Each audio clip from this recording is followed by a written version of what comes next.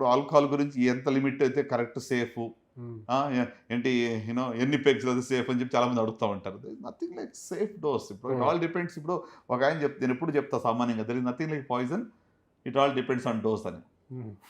Right. So అట్లా అని చెప్పి ఏదో సేఫ్గానే అసలు ఆల్కహాల్ దూరంగా ఉండటం ద బెస్ట్ ఆప్షన్, పొగాకు దూరంగా ఉండటం బెస్ట్ ఆప్షన్. అంటే క్యాన్సర్కి మన కారణాలు చూస్తుంటే ఒక పక్కన మన లైఫ్ స్టైల్ కారణాలు, ఇంకొక పక్కన ఎన్విరాన్మెంట్. ఓకే, ఎన్విరాన్మెంట్లో సెకండ్ హ్యాండ్ స్మోక్ కూడా వస్తుంది. ఇండస్ట్రియల్ పొల్యూషన్ కానివ్వండి, ఎయిర్ పొల్యూషన్ కానివ్వండి, రైట్, వాటర్ పొల్యూషన్ కానివ్వండి, ఫుడ్ అడల్ట్రేషన్ కానివ్వండి, ఇవన్నీ దాంట్లోనే వచ్చేస్తున్నాయి.